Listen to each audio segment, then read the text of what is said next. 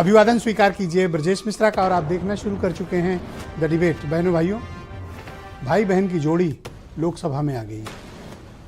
मैं बात कर रहा हूं प्रियंका गांधी की, जिन्होंने आज मेंबर ऑफ पार्लियामेंट वायनाड में लोकसभा में आज उन्होंने शपथ ली। प्रियंका गांधी अब राहुल के साथ लोकसभा में भारतीय जनता पार्टी के नेतृत्व वाली मजबूत एनडीए वाली सरकार का मुकाबला करने जा रही हैं। क्या ये भाई बहन की जोड़ी मोदी, अमित शाह और योगी के का जो त्रिगुट है और जो भारतीय जनता पार्टी की राजनीतिक ताकत है, उसका ये भाई बहन मुकाबला कर पाएंगे या नहीं? क्योंकि जून की लड़खड़ाहट के बाद भारतीय जनता पार्टी ने दो बड़े चुनाव हरियाणा और महाराष्ट्र की जीत कर विपक्ष को फिलहाल बेदम कर रखा है। आज चर्चा इसी विषय की। बहनों भाइयों, 4 जून के बाद और आपके बीच के माहौल में राजनीतिक रूप से बड़ा परिवर्तन आ गया है। भारतीय जनता पार्टी जो 240-44 पे रुक गई थी, उसके ठीक 4 महीने के भीतर, बल्कि यूं कह लें 5 महीने के भीतर, भारतीय जनता पार्टी ने 2 बड़े राज्य जीतकर अपनी राजनीतिक ताकत को फिर से मजबूत किया है। बीजेपी की ताकत जो उसे जून में झटका मिला था, उस झटके से बीजेपी उबर आई और नई ताकत के साथ, नई ऊर्जा के साथ उसने हरियाणा और महाराष्ट्र की सत्ता पर काबिज हुई। और छोटी मोटी नहीं, निर्णायक जीत जीती है बीजेपी ने। मैसिव विक्ट्री हरियाणा में भी और महाराष्ट्र के तो कहने क्या, वहां तो बहुत इंप्रेसिव विक्ट्री थी। इसके राजनीतिक मायने क्या है? बहनों भाइयों, जब 4 जून का नतीजा आया था, राहुल गांधी को अपनी 2 में से 1 सीट छोड़नी थी। रायबरेली चुनी उन्होंने और वायनाड छोड़ा। वायनाड में उन्होंने प्रियंका गांधी को मैदान में उतारा। प्रियंका चुनाव जीतकर आ गई हैं, अब लोकसभा पहुंचेंगी। प्रियंका की संसदीय राजनीति की पहली शुरुआत हुई है। कांग्रेस इस समय संक्रमण काल से गुजर रही है। संक्रमण काल उसकी राजनीति का है, उसके विचारधारा का है, उसकी रणनीति का है, उसके प्रबंधन का है और उसकी नीतियों का भी है।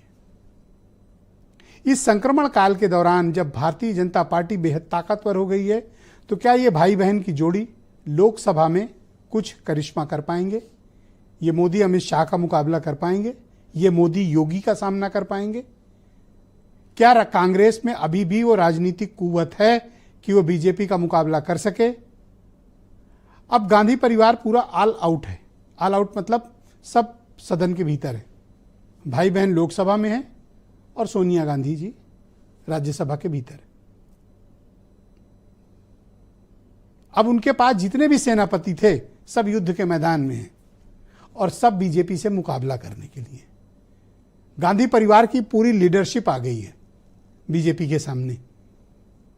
जो अंतिम सेनापति इस पीढ़ी के हैं, प्रियंका गांधी, अब वो भी बाहर है।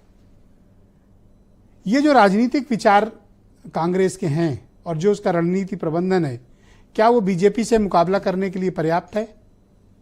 या कांग्रेस जहां अकेले लड़ती है वहां धराशायी हो जाती है? जैसे हरियाणा, जैसे महाराष्ट्र, अकेले मतलब जहां बड़ी ताकत बनकर लड़ती है।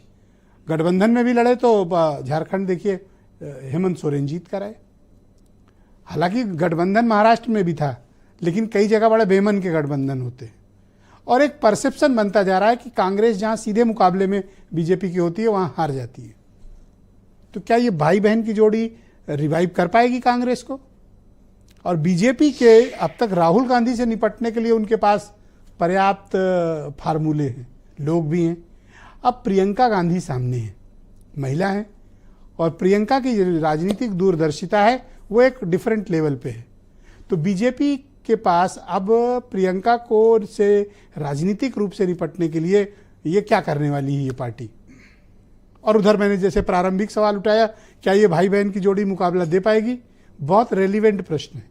उत्तर प्रदेश के इसलिए भी क्योंकि उत्तर प्रदेश में कांग्रेस पार्टी प्रियंका गांधी ही चलाती है।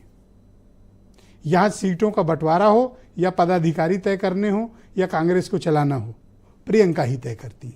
इसलिए उत्तर प्रदेश के लिए भी ये डिबेट रेलिवेंट है। कुछ स्टेटमेंट सुने, फिर आज की डिबेट हम आगे बढ़ाएंगे।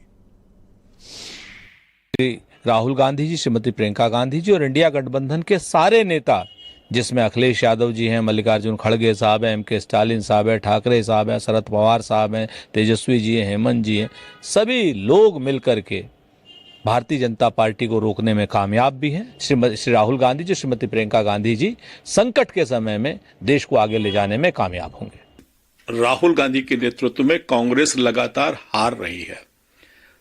प्रियंका गांधी उत्तर प्रदेश में नेतृत्व करने आई थी, वह यहां की प्रभारी थी, उनके नेतृत्व में कांग्रेस की शर्मनाक हार हुई थी। तो मुझे लगता है कि 2 0 और 0 मिलकर किसी सफल व्यक्ति का मुकाबला नहीं कर सकते हैं। तो बहनों भाइयों, आज की इस परिचर्चा को हम आगे बढ़ाएंगे। भारतीय जनता पार्टी के प्रवक्ता हीरो वाजपेयी मेरे साथ मौजूद हैं और देश के जाने माने पत्रकार नीलू रंजन जी मेरे साथ दिल्ली से जुड़ रहे हैं। दीपक रंजन समाजवादी पार्टी के प्रवक्ता हैं। उमाशंकर पांडे उत्तर प्रदेश में कांग्रेस कमेटी के प्रवक्ता हैं। जाने माने राजनीतिक मामलों के एक्सपर्ट और जर्नलिस्ट सुनील शुक्ला जी भी हमें इस कार्यक्रम में ज्वाइन कर चुके हैं और वीरेंद्र सिंह जी हमारे